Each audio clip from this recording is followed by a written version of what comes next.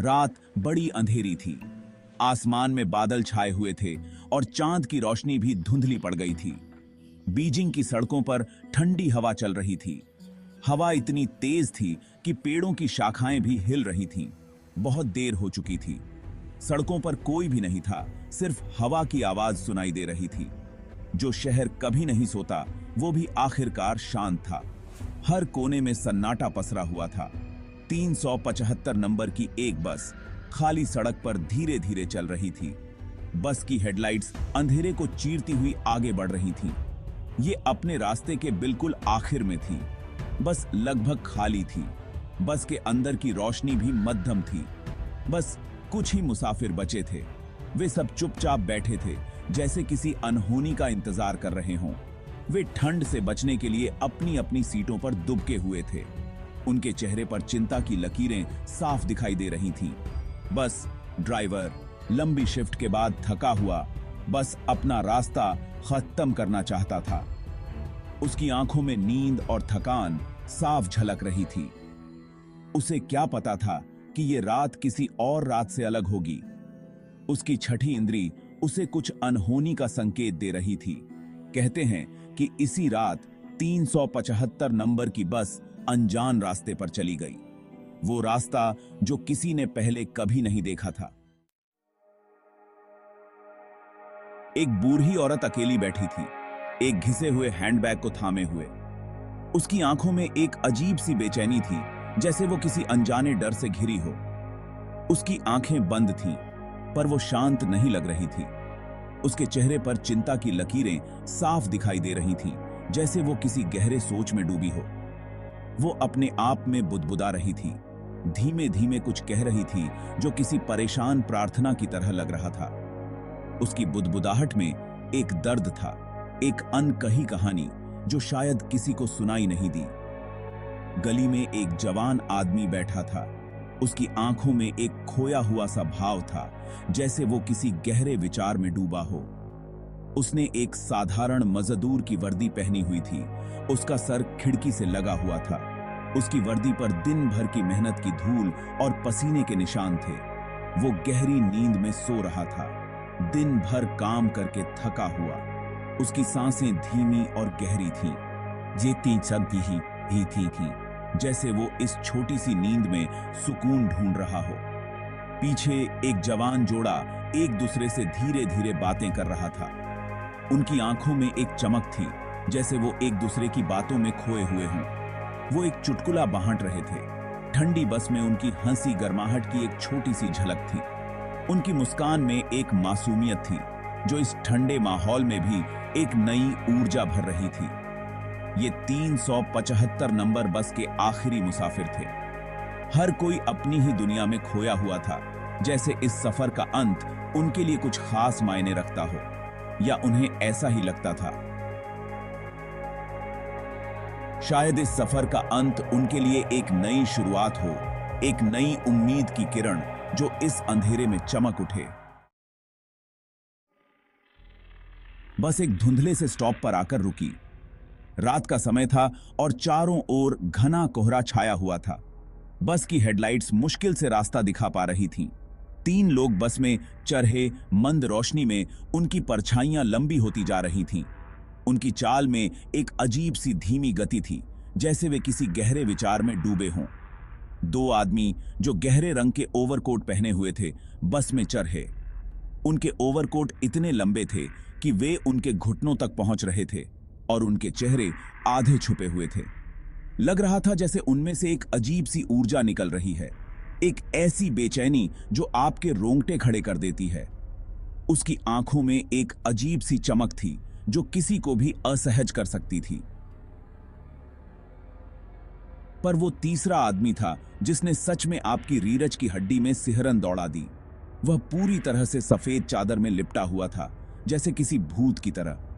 वो एक ऐसा इंसान था जो पूरी तरह से सफेद चादर में लिपटा हुआ था।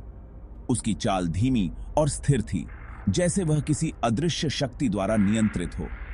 चादर के नीचे से उसका चेहरा या कुछ भी नहीं दिख रहा था। ऐसा लग रहा था जैसे वह एक रहस्यमयी परछाई हो जो किसी अज्ञात उद्देश्य से यहां आई हो। तीनों आदमी चुपचाप बस के पीछे की तरफ बढ़े। उनकी मौजूदगी ने बाकी मुसाफिरों पर एक डर का साया डाल दिया। बस के अंदर का माहौल अचानक से भारी और तनावपूर्ण हो गया। हर कोई उनकी तरफ देख रहा था, लेकिन कोई भी कुछ कहने की हिम्मत नहीं कर पा रहा था। उनकी हरकतें इतनी रहस्यमयी थीं कि हर किसी के मन में एक ही सवाल था, ये लोग कौन हैं और यहां क्यों आए हैं। अचानक बूढ़ी औरत सीधी होकर उठ बैठी। उसकी आंखें खुल गईं, डर से बड़ी बड़ी। उसने कांपते हुए उंगली से उस चादर वाले आदमी की तरफ इशारा किया। भूत! वो चिल्लाई। उसकी आवाज डर से भरी हुई थी। वो भूत है। बाकी मुसाफिर भी डर गए।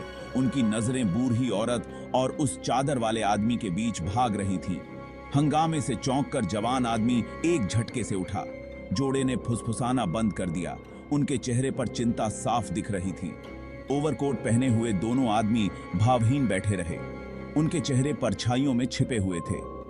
चादर वाला आदमी बिल्कुल हिलता नहीं था, जैसे सफेद चादर में लिपटी हुई कोई डरावनी मूरत। क्या तुम नहीं देख रहे हो? बूढ़ी औरत रोई। उसकी आवाज कांप रही थी। ये जिंदा नहीं हैं, ये हमारे लिए यहां आए हैं। उसकी बातें हवा में लटकी हुई थीं, डर और प्राचीन अंधविश्वासों से भरी हुई। उसने अशांत आत्माओं के बारे में बताया, उन आत्माओं के बारे में जिन्हें शांति नहीं मिली, जो जिंदा लोगों को ढूंढते हुए रात में घूमती हैं। बाकी मुसाफिर सुन रहे थे। उनके चेहरों पर डर और अविश्वास का मिला जुला भाव था। बस रात के अंधेरे में आगे बढ़ती रही। बूढ़ी औरत की बातों ने शक का बीज बो दिया था, एक ऐसी सिहरन जो बस में वायरस की तरह फैल गई थी। अगली सुबह 375 नंबर वाली बस एक सुनसान सड़क पर पड़ी मिली। वो खाली थी। ड्राइवर और बाकी सारे मुसाफिर गायब थे। दरवाजे खुले हुए थे, जैसे वो जल्दी में निकले हों। पर वो कहां गए होंगे? पुलिस हैरान थी। चुरा चुरी का कोई निशान नहीं था, कोई सुराग नहीं था कि मुसाफिर कहां गायब हो गए। बस के अंदर सब कुछ वैसा ही था, सिवाय एक चीज के।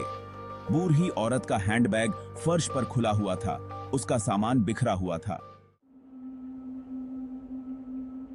भाग 7। अस्पष्ट विसंगतियां। आम चीजों के बीच, जैसे कि कंघी, कुछ सिक्के, रुमाल, एक अजीब चीज थी।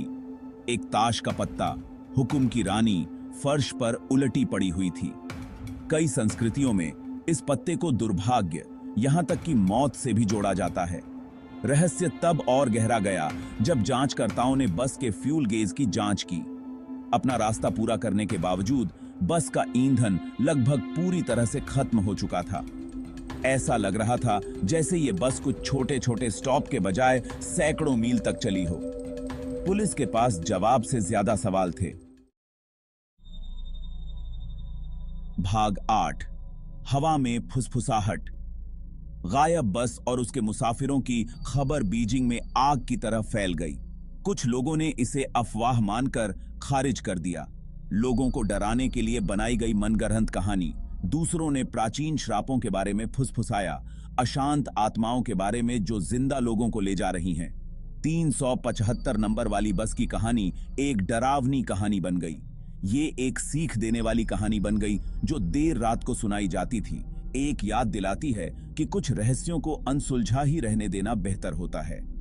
लेकिन सच्चाई गायब मुसाफिरों की तरह मायावी बनी रही। भाग 9। किंवदंती जीवित है। साल बीत चुके हैं, पर 375 नंबर वाली बस की कहानी आज भी जिंदा है। कुछ लोग कहते हैं कि अंधेरी तूफानी रातों में आप इसे आज भी देख सकते हैं। एक भूतिया बस नंबर 375 जो बीजिंग की सड़कों पर चुपचाप घूमती रहती है। वे कहते हैं कि ये बस परछाई जैसे दिखने वाले लोगों से भरी हुई है। उनके चेहरे नजर नहीं आते और ड्राइविंग सीट पर एक एक भूतिया ड्राइवर हमेशा के लिए अपना आखिरी रास्ता चला रहा है। भाग 10। असल में क्या हुआ था? क्या ये सब लोगों का वहम था, किसी की क्रूर मजाक, या फिर उस भयानक रात को कुछ और भयानक हुआ था, हमारी समझ से परे? सच्चाई 375 नंबर वाली बस के मुसाफिरों की तरह समय के अंधेरे में खो गई है। आपके हिसाब से 375 नंबर वाली बस के साथ क्या हुआ था?